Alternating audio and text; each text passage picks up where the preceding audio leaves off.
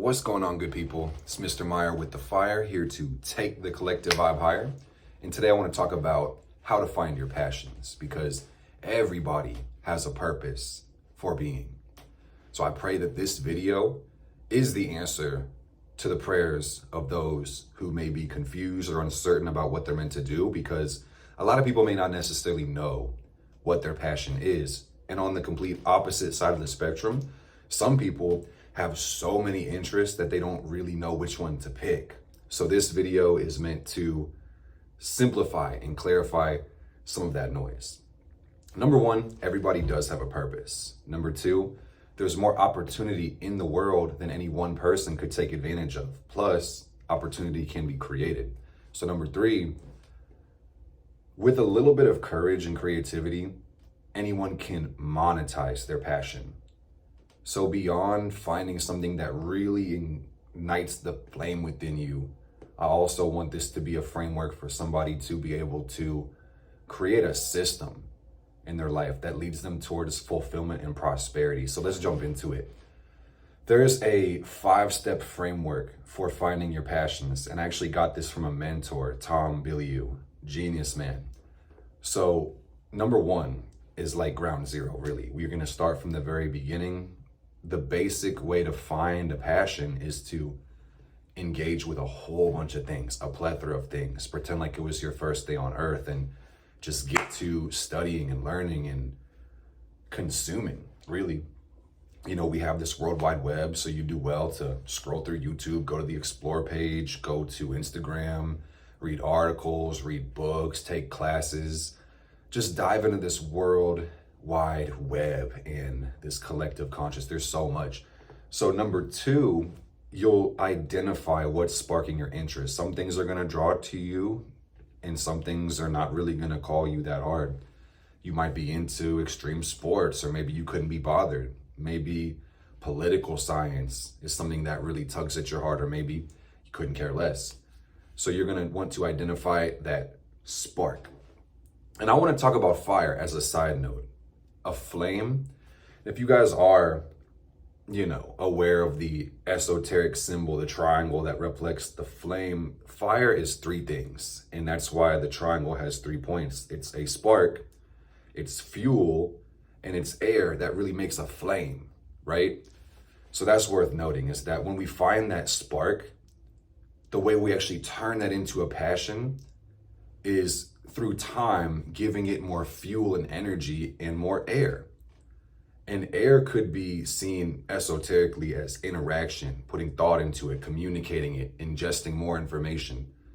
So consume as much information you can as you can about the things that ignite your interest. So number 3, this is really what I was saying, but we engage really deeply with those things. And this could look like buying books. This could look like following creators in that space, maybe taking classes, listening to podcasts, buying courses, creating friends in that community, joining groups.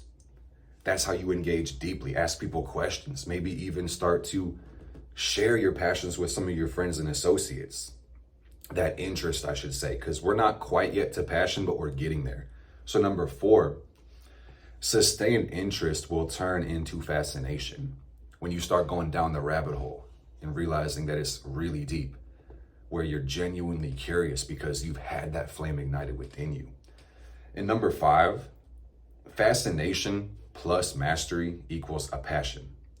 And everybody defines their words a little bit differently, but when you're deeply interested in something enough to the point where you want to get as much information as you can about it and even take it to a deeper level, to me, that's what mastery is. That's what a passion is. And they say it takes around 10,000 hours to master something. So you don't have to put in, however much time that is to really consider yourself a master. And truth be told, the master will always be a student, and the world changes every single day. So there's always going to be deeper to go. But when you found yourself fascinated in something, you're arriving to your passions. And the point of this video is that everybody has a unique contribution to make within this world. And the most fulfilling thing we can do within the world is offer our contribution to the world. Contribution really is the highest level of existence. And I made a video about this previously. This was another idea that came to me from a mentor. Shout out Tony Brown. There's 4 levels of life, and level 1 is survival. And most people are concerned with that, and all the animals and plants are basically just concerned with survival. Level 2 is sustainability, where survival is not necessarily the day-to-day challenge. It becomes a little easier. 3 is success. We actualize personal goals. And number 4 is significance, where our success is not just for us, but for others. And that's what I call contribution, the highest level. So that's why it's important to find your passions, is so you can offer your unique contribution to the world. It's worth understanding that your passions can be extremely broad and undefined, or they could be very niche and specific. I have found my passions. So for instance, I could tell you that the tarot cards are a deep fascination for me. I've been reading for about 10 years now, and I've bought up almost every book I could find. I've invested a lot of money and time into mentorship. I love astrology. Those 2 things kind of interrelate. I've done the same thing with that. I've taken classes, courses, bought books, spent years of my time studying it, even working personally, professionally in both of those fields. Same thing with witchcraft and esotericism, you know?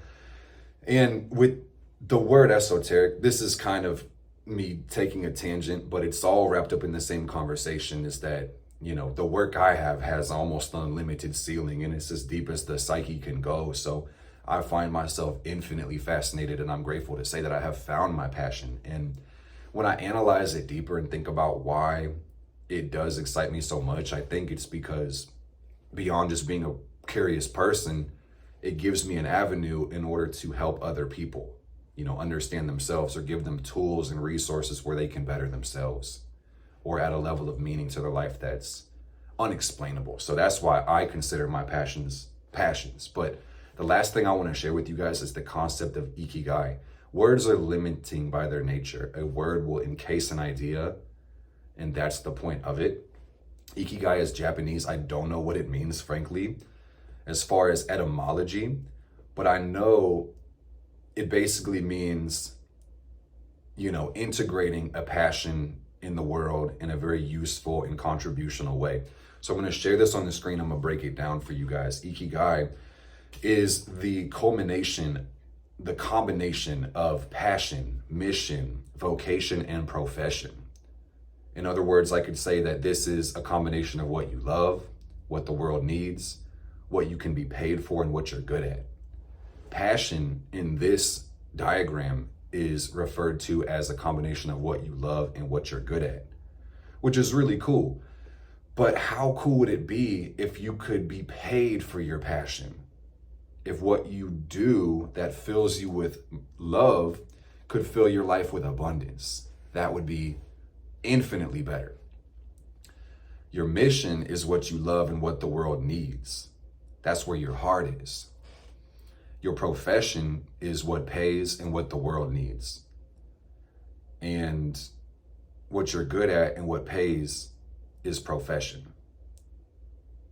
If I repeated myself, my bad, but y'all can see the diagram.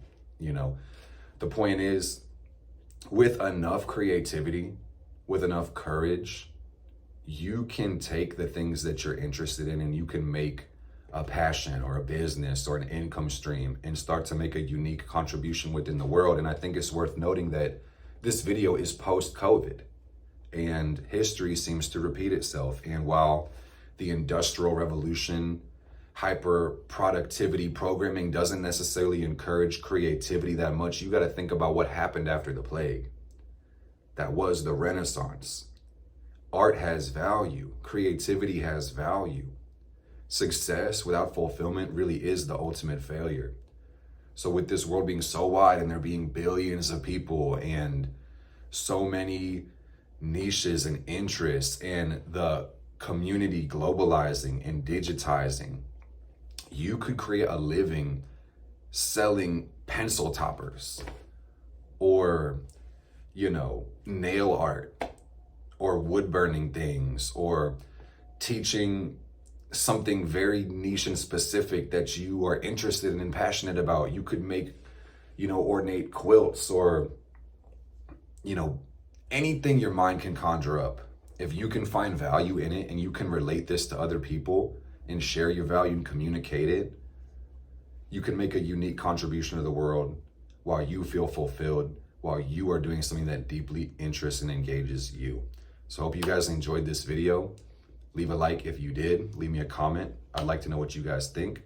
Thanks for watching this video, and I will see you guys soon. Blessed be.